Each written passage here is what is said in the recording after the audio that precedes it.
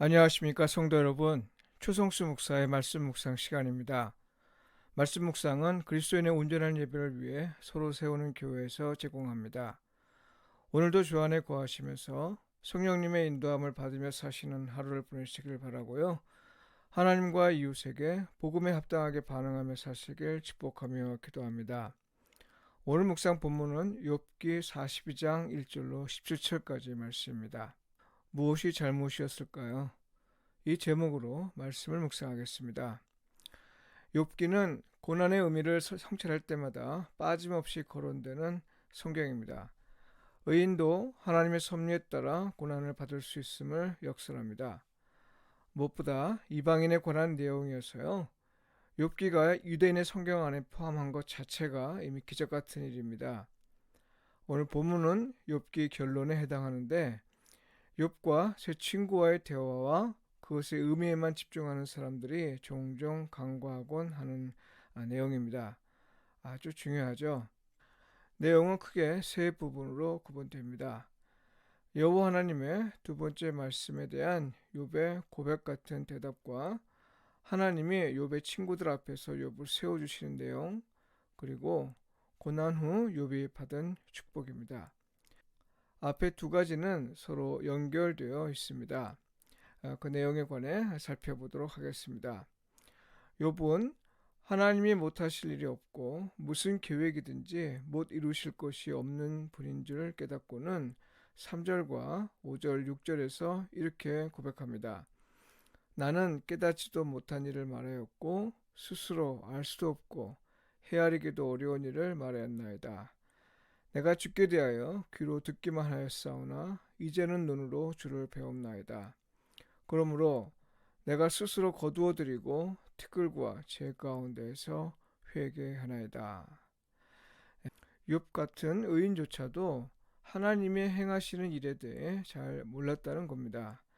그동안 자기가 알고 있는 하나님을 생각하고는 자기의 형편을 돌보지 않으신다고 불평했던 자신을 돌아보며 한 고백입니다. 귀로 듣기만 했다는 건 남들이 전한 하나님에 관한 이야기를 바탕으로 하나님을 말했다는 거죠.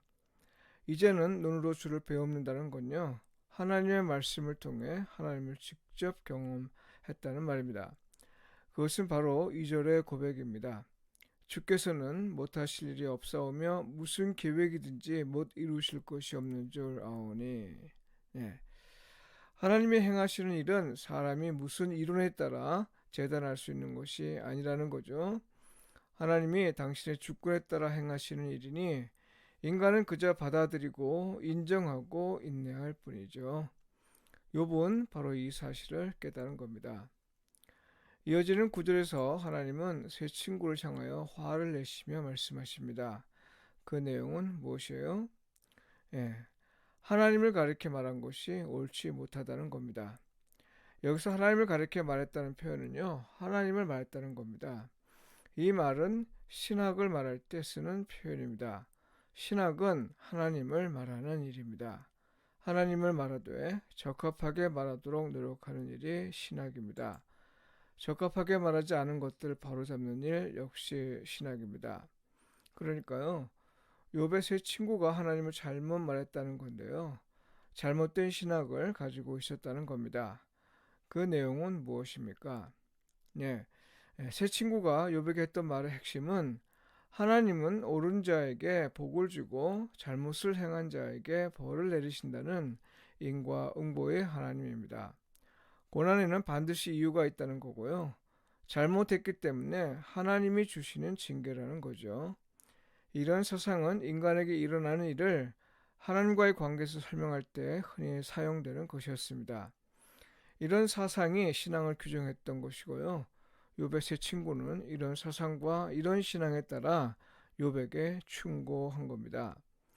그런데 하나님이 노아에 말씀하셨다고 하는 건요.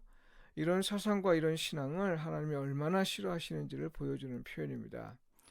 욥의 중보가 없었다면 세 친구는 감당하기 어려운 징계를 받았을 겁니다. 신앙을 중시하면서 상대적으로 신학을 경시하는 사람을 종종 보는데요. 아주 잘못된 태도입니다. 신학은 신앙의 기초를 제공하고요. 올바른 신앙을 갖도록 돕습니다. 하나님을 적합하게 말하지 못하는 이유, 곧 잘못된 신학에는 크게 두 가지 이유가 있습니다.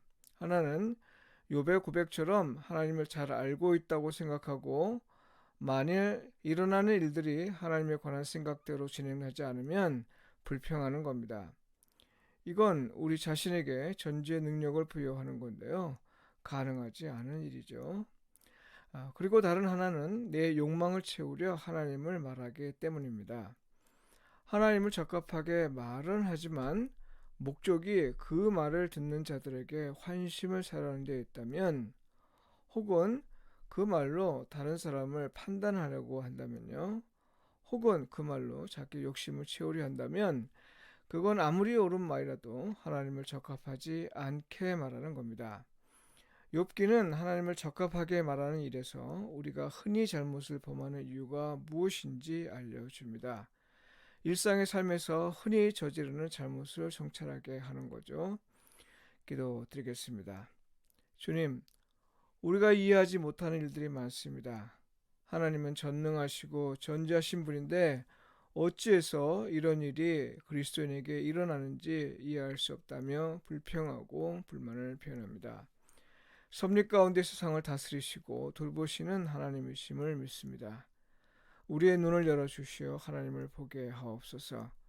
하나님을 말하되 하나님의 영광에 합당하게 말할 수 있도록 우리에게 지혜를 주소서. 예수님의 이름으로 기도합니다. 아멘.